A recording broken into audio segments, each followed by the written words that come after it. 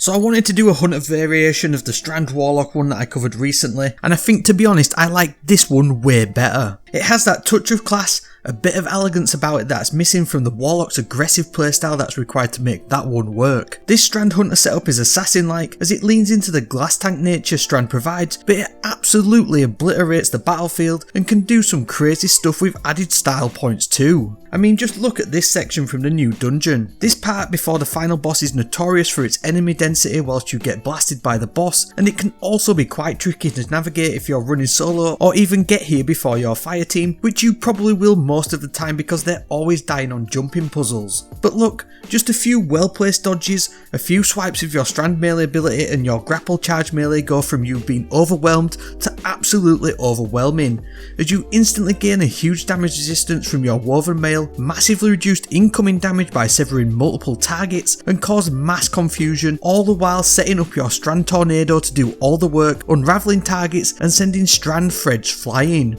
As you can see, I only shot my weapons a few times and this whole area was absolutely destroyed. Don't get me wrong, I mean this build can be a little bit squishy. I'm only currently running it with 30 recovery, which for a PvE build is not massively great, but that's where we lean into the build crafting synergy that we have on offer here to become that Strand assassin. Now the main thing about this build is that mobility is key because you want to get that threaded Spectre aspect back as quickly as possible. Now I haven't used this too much, but it actually has some great synergy this season with a lot of the Strand stuff that we have going on, and the thing was I wanted to make it as powerful as that Warlock build, and like I said, I think this one is even better, and it all starts with this threaded Spectre, which is going to leave a decoy behind, and when this decoy is destroyed, it's going to send out Threadlings, and these Threadlings are not the main part of the build, but they offer that backup potential that allow you to get in and then out and then reposition yourself and use that elegance that we were on about. Now the Threadlings from this threaded Spectre are going to do a massive amount of damage,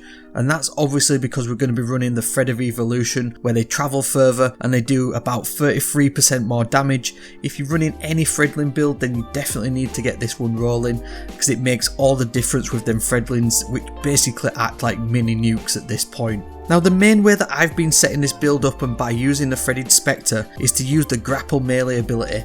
Now obviously the Strand grapple is super strong, but you want to use it to use that melee boost at the end of the grapple ability, which will then unravel targets. And these unravel targets are going to take more damage over time. They're also going to send out Strand threads to other targets to cause more damage, and again it all just builds into that build synergy that we've got going with the threaded Spectre. But the main thing that you want to run from that grapple melee is that new Lightfall exotic helmet, which I don't really want to go into how to pronounce it, but the Acrobat's focus on this exotic is really good, and it's going to grant you woven mail, which is going to obviously give you that massive damage reduction whilst you're in combat. And obviously if I'm running it at 30 recovery because I want to get that high mobility.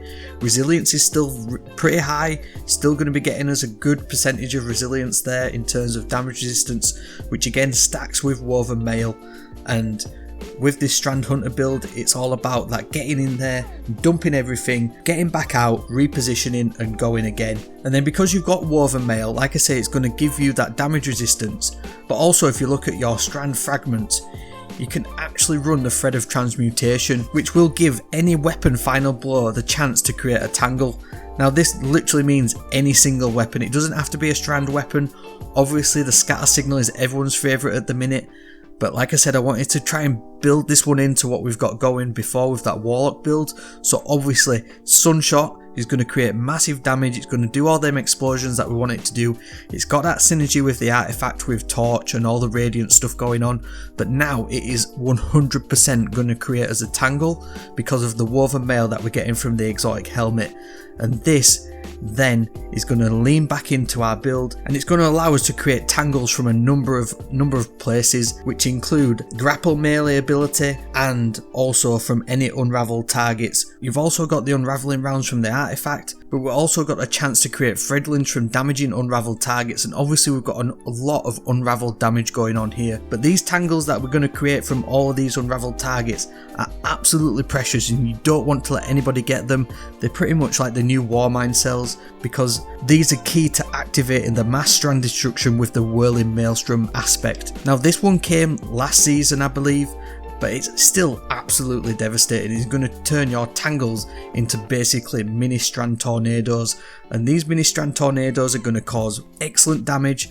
They're going to absolutely wipe out a ton of enemies, and they're also going to unravel targets and send out unraveling projectiles to other enemies, which again then turns back into doing more damage over time, and also the potential to create more Tangles, which again you can either pick up, throw, or you can just shoot and create another Strand Tornado. These things literally have minds of their own, and if you haven't been running them, I don't know why you haven't, because they're actually insane. Now, from all these Tangles that we're going to be creating, we want to try and work back into getting some melee energy back, because this melee energy is going to allow us to use our Threaded Spike, which is going to sever targets, and like we said, severing targets, it's going to make them do less damage to you.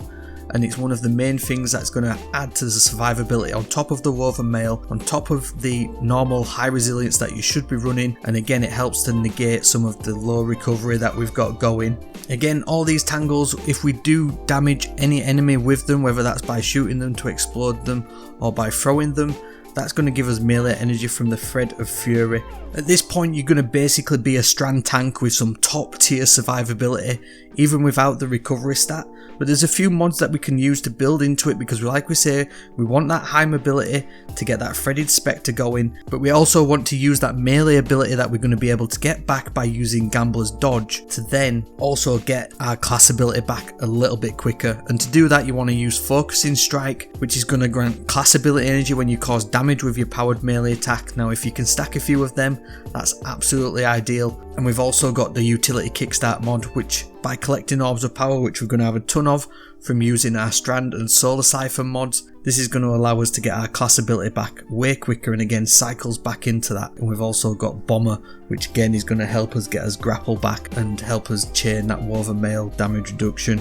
So as you can see, this whole build chains around getting your Gambler's Dodge to fully recharge, which will then get your Threaded Spectre back. You can grapple melee in, use your Threaded Spectre, ping out your Threaded Spike melee ability, and then off we go, move around, get all them Tangles going, get the Tornadoes going.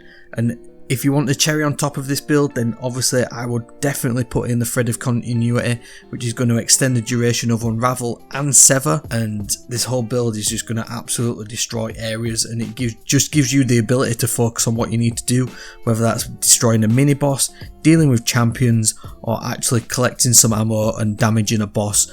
You can set the Tornadoes to do what they want, they'll take out all the enemies for you, and these are absolutely perfect for DPS phases.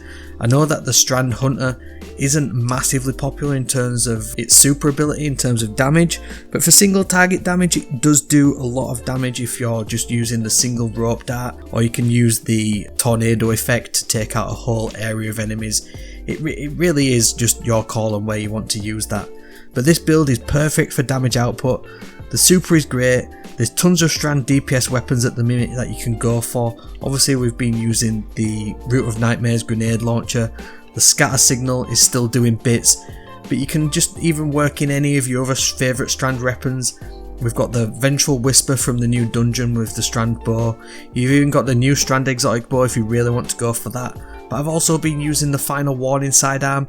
It is a little bit niche, but it does work, and this also unravels enemies if you hit them with a full burst of the tracking projectiles. So again, it's not something that you probably use, probably a little bit slept on, but still can work in these sort of builds depending on what levels of content you're doing. And obviously sidearms, they're going to synergize really nicely with the artifact in terms of the anti-barrier mod that we've got going on. And again, it just opens you up to use whatever you want, whatever the flavour of the month is, whether it's rocket launcher, machine gun, obviously Makato, that'll do bits in this build, demo, hatchling, really good solid option for a heavy weapon. But you can also just use your favourite linear, your favourite rockets, whatever, it doesn't really matter. The whole build is centred around getting your grapple melee, your melee ability, and your Threaded Spectre back, so that you're going to be sending out Threadlings, sending out Strand Tornadoes, and unravelling everything whilst you just move around and just pick off whatever bit you want to do.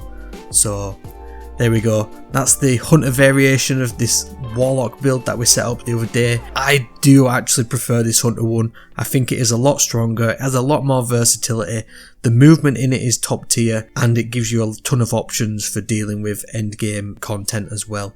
So I hope you enjoyed this one. Thank you very much.